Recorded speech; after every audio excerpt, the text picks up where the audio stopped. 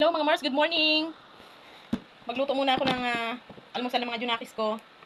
Kasi puro frozen na naman ang gikaon, mga Mars. Nagkuhan pa naman sila bago ako pumasok sa trabaho. Ayan, lagyan natin mga Mars ng maraming gulay.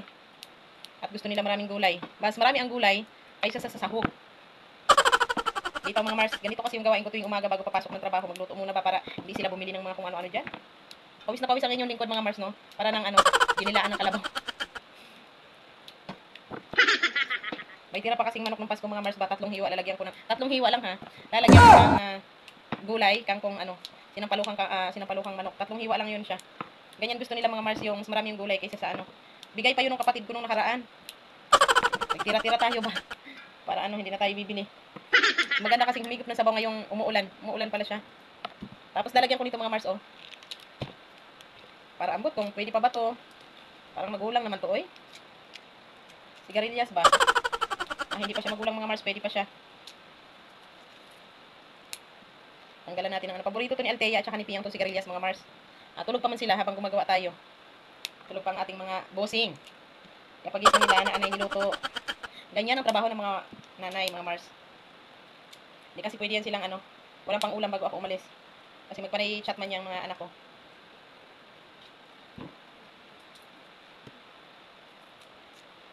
Ginaganyan ko lang siya pag himay Ang daming sigarilyas. Gusto kasi ito nila Tsaka hihigop din tayo ng sabaw. Kay Diyos ko, wala na tayong higop-higop ng sabaw nito. Ilang linggo na. Sinampalukang manok muna tayo ngayon. Diyos ko, sa bukid nito, napakarami itong sigarilyas na to. Pero dito, 20 ang isang tali. Hay. Pero pinabili ko lang to sa hipag ko kagabi. Nabutan ko kasi sa palengke. Tinanong ako mga Mars, akala naging mabuhay na to sa puro libre-libre ba? Pero huwag na lang kayo maingay ha. Atin-atin lang to. Mabuhay lang tayo sa puro libre-libre. Ay. Ayan, ayan ang ating masarap to, higop-higop pag sabaw, nako. Sabaw is life. 'Di ba? Ayaw pa naman to nilang maraming ganyan-ganyan Kaya tanggalin mo talaga 'yan. Bago ka masermonan ng imong mga bossing. Maulan mga Mars, maulan. Pero pawis. Dito kasi sa loob namin medyo mainit.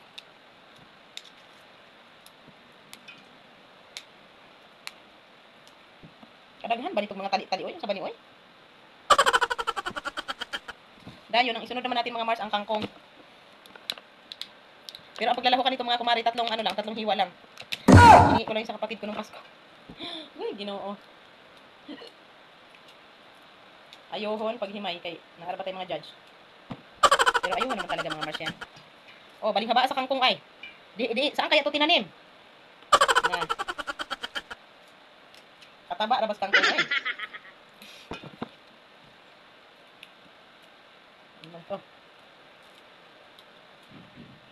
Like kaniriyo na. Mapapasana all na lang talaga tayo sa mga kangkong na matataba.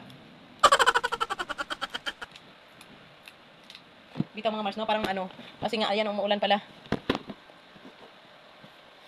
Hello sa inyong lahat mga kumare. Ito na naman ang trabaho ng nanay. Ang paglulutuan ng ating mga inday bago tayo lumayas. Layas talaga.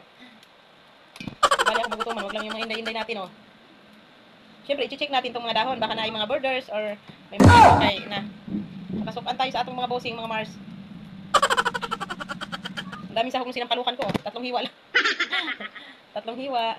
Tapos lalagyan natin ng sangkatutak na gulay. Kaya maumang yun ay gusto yun.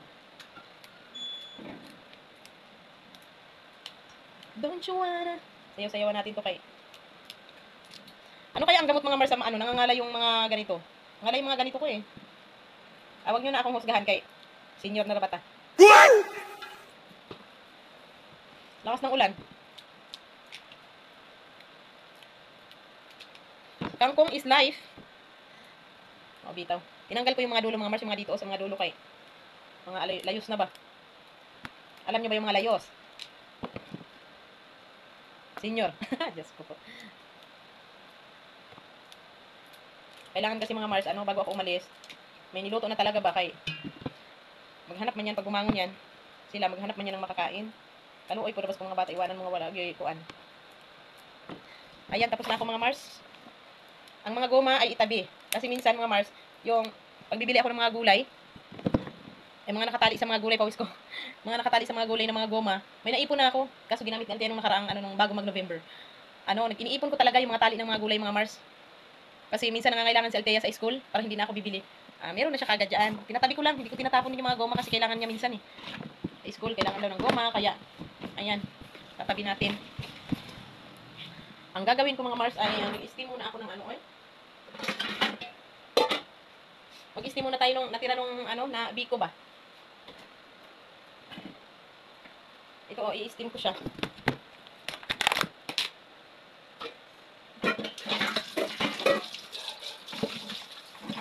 I-steam natin siya parang tao na to.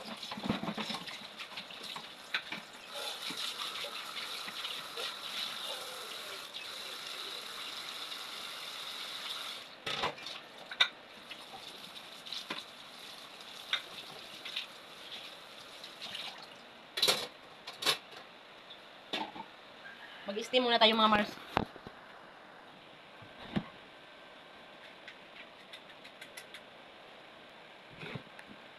Kamayin ko na mga Mars. Kaya malinis man tong kamay ko, naghinugasan ko man to. Lagay ko dito. Hati-hati ko lang din kasi ito mga Mars. Hindi na kasya.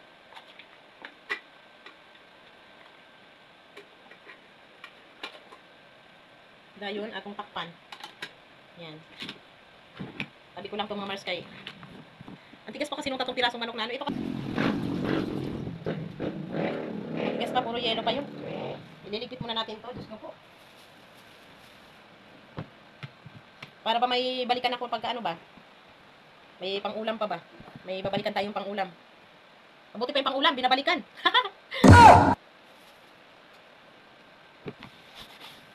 Bisag di na po doy. Kaya man po.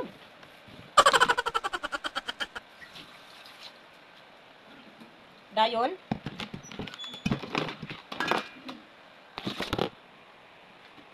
Yan ang minor patay na tira nung sa sinampalukan. Kaya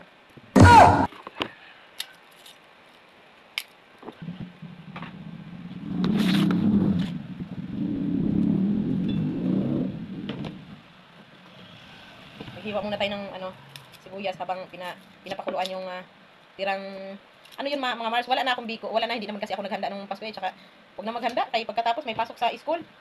Wala na naman akong pambaon sa school kaya huwag na maghanda. Kahit sa bagong taon, kahit ano din, wag na din. Hindi kasi ako mapakali mga Mars kapag umalis ako ng trabaho, hindi man ako makapagluto, pero may iniiwan akong pera, 50 pesos, yan, mga ganyan. Hanggang 50 pesos lang ba, mauulam lang nila na tanghali. Kaya tanghali naman na sila magising. Kung pagka walang pasok, tanghali na sila magising. Kaya mag-iwan ako ng 50 pesos, bibili sila ng, pambili nila ng ulam. Kaya sa gabi, ako nang bahala kung saan akong ipasudaan ba. Hindi kasi ako mapakali mga Mars sa trabaho ba. Ang pumapasok sa utak ko, ano na kaya gikaon sa akong mga anak, yan, ganyan. Ano na kaya ang inulam noon? Baka bumili na naman yun ng mga fishball ba diyan. Hindi naman yung pang-ulam, pang-kuan naman na. Kaya, lulutuan ko talaga, pag mayroon akong maluto, lulutuan ko talaga sila bago ako umalis. Hindi kasi ako mapakali, oy. Ako doon sa trabaho nagkaon, kanyang akong mga anak, ay nako, bad. Kaya kailangan na, agyod na. Maraming nagsabi, malalaki naman yung mga anak mo. Bakit ko pa daw, aasikasuhin, malalaki naman daw sila. Hindi, oy, na. Hindi pwede. Di bali na di ko kakaon. Basta akong mga anak na ay kaunon. Bahala na gyud.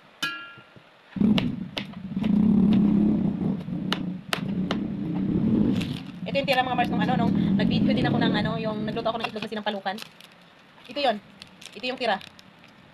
Na sinampalukang itlog.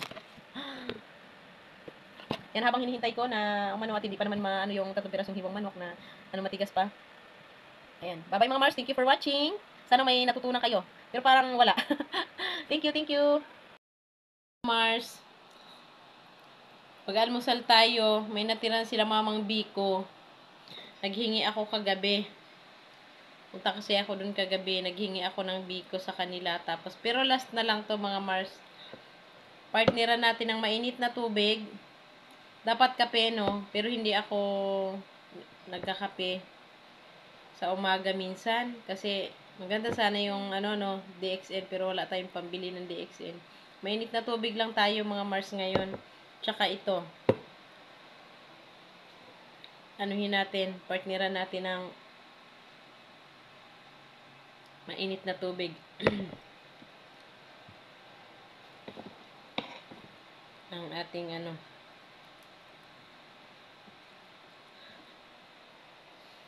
Steak, init ba? Hangul-hangul.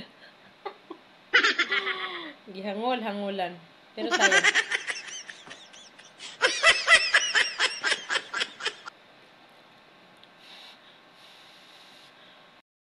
Mga Mars, luto na ang ating niluto kanina. Titikman ko na mga Mars, kaya ako ipapasok na, maliligo na ako. Puro ano siya, puro gulay. Puro po gulay ang ating niluto. 3 hiwang manok tapos puro gulay.